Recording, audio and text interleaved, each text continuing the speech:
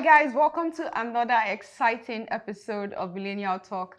And of course, this month we have been talking all about career opportunities and how to not just get a job, but retain that job. And we also moved to the employers, how the employers can help the employees go through the probationary period. So today we're going to be continuing in the line of conversation, and we're going to be discussing how employers can manage talent on the job. This is actually a very important discussion because it's not just about an employee getting a job, but now an employer helping the employee through the process and also being able to retain talent to help the organization achieve success. With me today, I have my host, Bukumi. Hi. Hi. Hi, Josephine. I mean, it has been an exciting, discussion. Yeah, it has. And it might seem not as hyped as the other ones, but we had a lot to learn from the episode, especially last week. So if you've not seen last week's video, please go and watch it. Yeah. So it's been an exciting. And I also know that today's own will be no different. Yeah, we're not going to fall short. Okay, so what I believe when it comes to talent management, I believe that it's just like a meal. A meal is never complete with all the ingredients needed for that meal, and every meal have their own specific ingredients. So say for instance, imagine trying to make toast without bread or trying to make fried rice without curry. Now that's how talent management is, or that's how retaining, because what an organization needs to do is not just attract the right talent, but be able to retain them. So if you do not have the right talent that aligns with your organization's goals and the vision, well, it's going to affect your organization, and you have a lot of staffs coming in and then leaving after a short period of time. So the idea is of talent management is not just to attract and retain the right talent, but also on the job help them develop themselves, grow, and all of these things allows for employees to want to stay back in an organization. Yeah, exactly. Just as she has said, many people think talent management is just HR duties. And based on research, you find out that talent management is not just HR. So it's about the ability for companies to retain the talent. So it's not just about, ensuring that, you come to work, you do your job, but how well can they carry out their duties effectively? Joining us today on this discussion, we'll not be having this discussion alone, is Chinaza from Workforce. Hi, Chinaza. Hello. Hi, how are you doing? Hi. Nice to meet you guys. And you too. It's great to have you on the show. Yeah.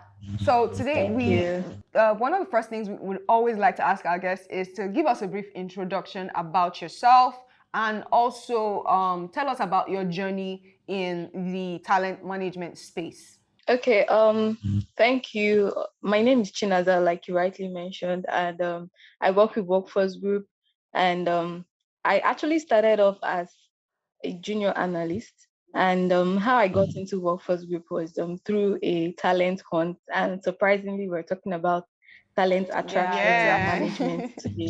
Yeah, so it was a career fair where they where like say where they gathered different people with different employers from different brands, and more like you're coming there to pitch yourself. The employers are there to ask you certain questions on what you have to bring to the table, and we had to like come prepared. The good thing about that opportunity was Workforce Group kind of did like a training for us, help us with our elevator speech and all of that. Trust me, coming out of school straight up, I'm going to meet an employer. I probably wouldn't be that good, but having those side polishing before, I call it like a finishing school, having that experience helped me to be more confident in how I project myself out there. And I think it's something that is very important for millennials as well. And I'll be really, really glad to talk about it on this show. Yeah. Yeah, thank you very much for giving us that useful introduction. So, you said you started off with Workforce and it was talent management. That's how you started. So somebody managed your talent, right? Yeah. So now talking, from an employer's perspective, so some employers are watching and they don't know what exactly talent management is. They don't even know that there is a need to manage their workforce or their staff on the job. So what exactly, can you give us an insight into how employers, or what exactly is talent management first of all, then we can move into the others? Like the word goes, it says talent management. It simply means talent, which is the people that have the skill, that have the potential, and managing them has to do with supervising, retaining, making sure that they are being optimized, like they are doing up to like the best of their standards. So I would simply say merging both words together, talent management has to do with hiring, which involves attracting, how you put out your ad there, places you put your ads out, where are the platform that I can easily find your ads? Should I always come to your website? Are you outrightly going out to look for those people that will fit into your culture? Then how you onboard them, proper onboarding. You don't want someone who comes in and is struggling to know, what am I supposed to do? What am I not supposed to do? That also is part of talent management. So in my own context, I would say talent management has to be like the end-to-end management of an employee life cycle. I don't want to sound too technical. I like to break it down to like the barest minimum so that anybody who listens to this will understand that what anybody says about talent management is, how can I bring you in and how can I make sure that when you leave in the right way, you live properly. When you're staying with me, you stay like you have like your best stay. So that's all that talent management encompasses. Right. So Right. I would say why it's actually important to have like a great talent management system is because like I rightly mentioned, or like a popular saying goes by, human capital are the heartbeats of organization, and you don't want your heart to fail. So you don't want your human resources to fail. So it is very critical that businesses, that organization um, stand up to issues that have to do with talent management. You have to tighten all loose knots. You have to find those bottlenecks. You have to find those gaps and treat them, because if not, your heart will fail. And what that means is that your goals, your mission, your vision, everything you've set out to do probably won't even achieve them. Right, right. That was very insightful. And okay, so my next question would be a lot of employers have challenges of after most employees come on board, they start to have a level of redundancy within the within the staffs. So how can an employer avoid redundancy in their workforce and motivate their employees to be ready to take up challenges, or challenging tasks on the job? I would say redundancy happens when an employee is no longer engaged, when an employee is no longer excited, when an employee is no longer motivated where they are. And how an employer can actually bypass issues like this is building a system or a structure that keeps your employees engaged. And you kind of build it like, if you have to build a structure, then it's a reading, it's something that happens. You have a calendar, you have the way you do things in your organization to tax people, to educate people. There are some environments like workforce group have like a learning culture system. They kind of, you have like goals for learning, you have goals on innovation, you have goals on what the ideas you bring to the table. All of these keeps you engaged. And but the fact that you know that a lot is already expected of you, you work hard to make sure that you're being innovative, you're thinking of ways to solve problems better. And another way also has to do with involving people in decision making, involving people in strategies, carrying them along. People sometimes feel like they are not valued where they are because they just keep cascading down the rules to them. But when they are involved in decision making, when you let them know that, oh, this is a problem and this is what we are actually trying to achieve, they are able to think up solutions. They are able to look, because the truth is idea rules the world. And trust me, when you're dealing with millennials, you want to make sure that they always want to be engaged. They always want to give you those beautiful ideas. So you want to um, keep them engaged. You want to make them feel like they are wanted, definitely there will be nothing like redundancy. I agree. Yeah, I totally agree also because, like you mentioned, millennials have very short attention span and there's a lot of things dragging for our attention. So people get easily redundant, when there's no creativity, there's no innovation. So it will surely affect. But looking at the employer's aspect, because there are skills I feel like employers need to have in order to manage talent properly. Managing people will be like one of the toughest jobs ever because human beings have their own self-will and they want to make their own decisions. So what are the skills, both technical and soft skills, that employers, like people in leadership, need to have in order to manage their talent properly or their staff?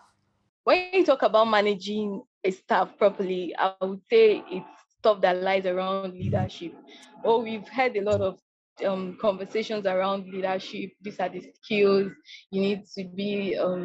Like a lot of people come up with all sorts, but I would say they are not valid. They are valid, but dealing with this set of people, the millennials, I would say what stands out as a leadership skill that every leader that has like a millennial as a junior person should have is mentoring and coaching.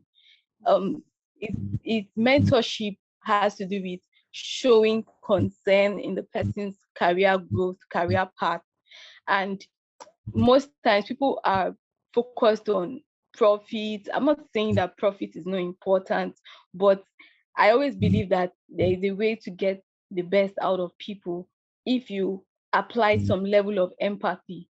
Empathy, I'm not saying that you should just be overly sentimental. There are times you need to call a spade, and you should do that. But you need to be like a coach, you need to mentor them, you need to align with what you need to make sure that you're aligned with what they are after, because that's where the real passion will come from. People are ready to go after what they are passionate about. And if you don't do that for them, or if you don't support them, you're not really literally going to walk with them all through. But you need to let them know that you're there to support them. There are times you call them to have that conversation. And I think every leader needs to have that, because a lot of millennials always believe like they know it all. I'm sorry, but they always feel like they know they can do it. They have this tendency that, oh, I know I can do it, sort of, and they need that guidance. And that is where that mentorship and coaching also comes in place. You also need to practice tactical leadership, in my opinion. There are places you need to know how to manage this category of people. You need to be tactical in the way you respond to them. You need to be tactical in the way you dish out, challenge them, give them tasks, compensate them too, because sometimes they look around, oh, I am doing a lot and nobody is recognizing me. You need to also compensate them. I need to put that out there. You need to reward outstanding work as well, because that will also keep them motivated. Okay, I agree. But right about now, we'll be going on a short commercial break and then we'll be back to finish up the conversation. Don't go anywhere, guys.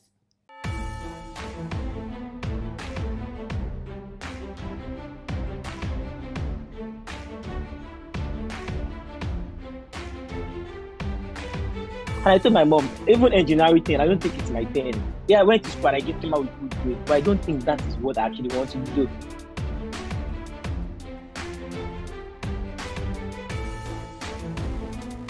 Get better at what you do. If you keep getting better, the followers will come.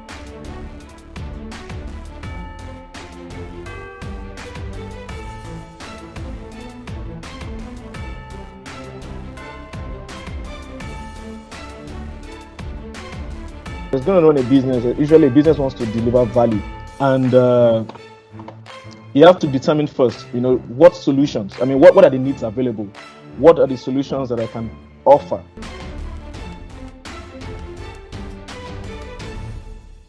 FCMB, my bank and I.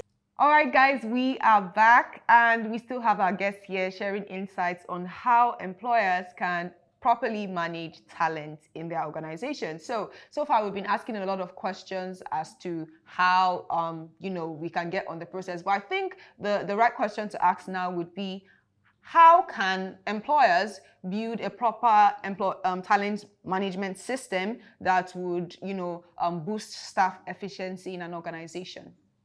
Um, I would like to start by saying building is a journey.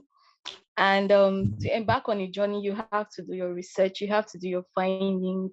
We all know that amid the COVID-19 and probably uncertain times, and we don't even know what the climate is bringing to us, a lot of people have been talking about the future of work.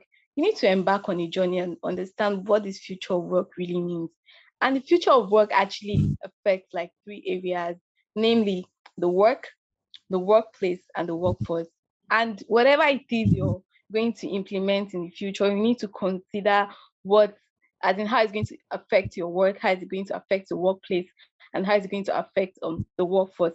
So the work, we kind of see um, a lot of changes in the business model because businesses are actually responding to the market, what the market is saying. A lot of people are modifying their models. Definitely this will affect the workforce. A lot of people are embracing automation. This will definitely affect the workforce. You're definitely going to be thinking around things like upskilling your talents to make sure that they are able to deliver those value, they are able to be productive, they are able to perform on the job. Areas around the workplace, we see a lot of people embracing beautiful ambience in their work environment because this enhances creativity. And trust me, the millennials want to walk into an office and they don't want to keep doing the straight jacket things. You see them challenging the status quo. That doesn't mean that they are always all wrong, but trust me, if you know that this is the best way to get the best out of them, then I would suggest you embrace that. You can see like the Google space. It's a very beautiful and creative space that allows people to think. And for example, in Workforce Group, we have like a place called the Zone Tech Park. That's for like tech team. It's a very, very beautiful space. People can just walk in and they get to work. The most important thing is they are performing on the job. They are productive on the job. That was actually very insightful, and especially when you spoke about the beautiful workspace. I'm like a sucker for beautiful workspaces. Like, Actually inspires you. It inspires you for yeah, real. exactly, Yeah, it does. exactly. True, true, true. And you do you remember the container space we went to the last Yes, time? Like, yes, it was they so used shipping beautiful. containers to make A beautiful yeah. garden, and it was so beautiful, and Yeah. I was inspired. Okay, I want to work here. I'm telling you. So now going to relational issues. How can employers manage or disciplinary actions? So, for example, an employee misbehaved or an employee disobeyed an order. How can employers manage or give disciplinary actions without hurting the staff's efficiency? I would say an employer should put a policy in place, like define your policy, make sure it is fair. You're not putting a law that is not fair to people. So you have to put in a policy on ground. You have to communicate your policy, whereby there's no case of there's no issue of disobedience or issue of um, flaunting of the rules, because that will be treated as ignorance to the policy that is on ground. I know cases where in my office they keep communicating, oh, these are things in place. That doesn't mean that you'll be like, oh, why are they bugging you? Or why do you have to go through the for instance, if they are onboarding you and they give you like a handbook or a constitution of how things are done here, you need to the employer needs to had to do that for a reason, because either their future occurrence or there's something that has happened in the past, or like maybe there could be an event that could either lead to that.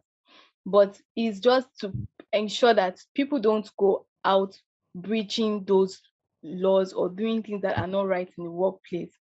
And there should also be like a fair process of handling issues of disobedience. There should be like a written communication or a verbal communication. Sometimes people like to like put it in line, like say, oh, I communicate that you are not doing this right. For example, your line manager calls you to order, and then after doing that, had to put it in writing for documentation purpose. all these are put in place to make sure that you are in track of what is going wrong and what is going right. You have to retrace your step and ask yourself, as the employee, what am I not doing right? What am I not doing wrong? And like fix those issues. So if the employer have said, I've warned you verbally, I've written it down. In fact, I have to give you like a final warning. Sometimes there are people that put in place things like fair hearing. I get to listen to your own point of your own side of the story, and then I have to now call to action and say, in fact, I'm done. I don't think I can continue. But you have to put a process in place, a fair process in place. Then your leadership also have to just like saying, oh, you live by example, you also lead by example. Your leadership have to live out those good practices. They must, because employees tend to act out what they see. They do what people at the top are doing. If the people up there do things and get away with it, they also believe they can do the same thing and get away with it. So you have to make sure that you're controlling it from the policy to the process to the leaders, because there are people that will call those younger ones to order, and you can't point out the wrongdoings when you're practicing the same thing. So yeah. I believe in all of this process, in order for an organization to even start to know what kind of things to put in place, they first of all need to understand the employee's voice, and these will be as a result of feedback from the employees after starting to work on the job. So how can organizations get honest feedback from employees? Because I feel like a lot of employees do not feel like they can actually voice their actual opinions. Yeah. So they feel like if I voice my opinion, I'll probably get sacked, you know? So how do you think that the employers, what role can they play to encourage honest feedback from the employees? As simple as it might sound, but it's just the best, or like say like proven way, is make it a culture. Make it the way it ought to be. So like you design you designate a day, and you name it a particular name. And trust me, I know of an organization that practice what we call an appreciation of feedback Friday. So people tend to look forward to that day to either appreciate someone or give a constructive feedback that is based on performance, feedback that is not going to demean someone's emotions, but it's coming from a point of concern and a point of you want improved performance. You want to see improvement in the person's path. You want to see growth in the person's path. So if you make it a culture that on every Friday, different units gather around to either show some appreciation or give feedback, then that is where you'll be getting to know the truth. You'll be getting to hear people's opinion. That honest feedback you're seeking lies within those conversations. And you also have to train your leadership on how to give feedback and how to receive feedback. So in line with things that have to do with performance management, I know some people will have to say, oh, during appraisal period, I get to hear what my manager has to say. And if I have my own opinion, I'll say, honestly, you don't even have to wait till it's appraisal period to give that feedback. And that also goes to people in the leadership position. There are times you need to even call a spade a spade. You need to call the person to order. There's this thing we call, I think, the sandwich approach or the hamburger approach. I think it's the sandwich approach, where when giving the feedback, you start with the positive parts, or you either start with, oh, I appreciate the effort that have been put into doing this work. And then you can now move on to the negative part to tell the person what you think could be done better. And trust me, if it's someone that is looking at growing career-wise, definitely will pick those negative parts and work on it and actively work on it and make sure that it doesn't repeat itself again.